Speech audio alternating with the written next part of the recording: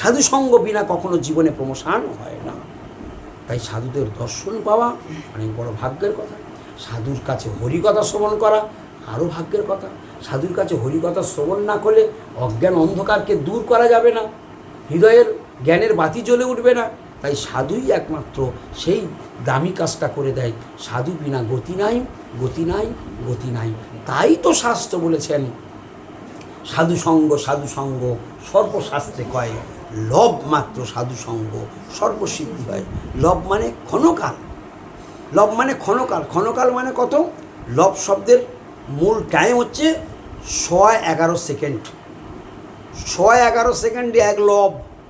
ওইটুকু সাধুসঙ্গ যদি কারোর জীবনে ঘটে তাতেও তার মঙ্গল লাভ হয়ে যাবে, তার সর্বসিদ্ধি লাভ হবে যদি সাধুর মতো সাধুসঙ্গ যদি লাভ করা যায়।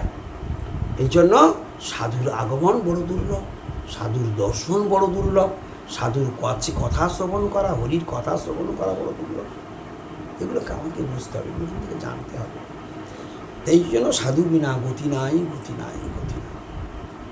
আজকে সাধুর কাছে শোনা হলো, মহাজন বলছে সংসার ভজিলি শ্রী গৌরাঙ্গ ভুলিলি, না শুনিলি সাধুর কথা, ইও পরকাল দুকাল খোয়ালি, খাইলি আপন মাথা। আমরা নিজেদের মাথা নিজেরাই খাচ্ছি, আমার ক্ষতি আমি করছি, আমার গর্ত আমি খুঁড়ছি, আমার নিজের পায়ে আমি নিজে কুড়ুল মারছি, আমি নিজেই আত্মহত্যা করছি। হরিভজন না করা মানে প্রকৃত আত্মহত্যা করা। ভগবান শ্রীকৃষ্ণ তিনি ভাগবতে বলেছেন, স্বাদ মহা সেই ব্যক্তি হলো আত্মহত্যাকারী যে আমার ভজন করে না, যে হরি আরাধনা করে না, সে হলো প্রকৃত আত্মহত্যাকারী। তাই হরির আরাধনা করতে হবে। তাই হরির আরাধনা, হরির ভজন কি করে হয়? একাদশী ব্রত করতে হবে, নিরামিষ আহার গ্রহণ করার চেষ্টা করতে হবে, সদ্গুরু চরণাশ্রয় করতে হবে, প্রত্যেক দিন তুলসী জল দিতে হবে, তুলসী পরিক্রমা করতে হবে, তুলসী সেবা করতে হবে, ভগবানকে প্রণাম করতে হবে, প্রত্যেক দিন ভগবানকে পূজা করতে হবে, ভগবানের চরণে চন্দন তুলসী দিতে হবে, সাধুরা যেখানে হরিকথা বলবে সেখানে হরিকথা শুনতে হবে, প্রত্যেক দিন একটু করে গীতা পড়তে হবে। এই রকম করে প্রাথমিক স্টেজে এইভাবে ছোট ছোট করে এইগুলো ঘরে শুরু করার নাম হলো হরিভজন আরম্ভ হয়ে গেল। যতদিন না সদ্গুরু চরণাশ্রয় এগুলো হবে ততদিন পর্যন্ত আপনার গোলক যাত্রা কোনোদিন হবে না। আর এই সদ্গুরু চরণাশ্রয়ে যদি হরিভজন আপনি না করেন তাহলে আপনার দুটো জিনিস অবশ্যই আপনার ভাগ্যে আসবে, সেটা আপনাকে গ্রহণ করতে হবে।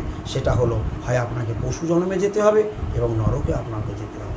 আর আপনি যদি হরির চরণে আশ্রয় গ্রহণ করে, গুরুদেবের চরণ, সদ্গুরুদেবের চরণ আশ্রয় গ্রহণ করে যদি আপনি হরিভজন করেন তাহলে আপনার গোলকেও চলে যাবেন, নরকেও যেতে হবে না, পশু জন্মে আপনাকে যেতে হবে। তাই সব থেকে বড় জিনিস হচ্ছে একাদশী ব্রত। তাই একাদশী ব্রতটা অবশ্যই আপনারা সবাই করবেন। এই একাদশী ব্রত যেন বন্ধ না হয়।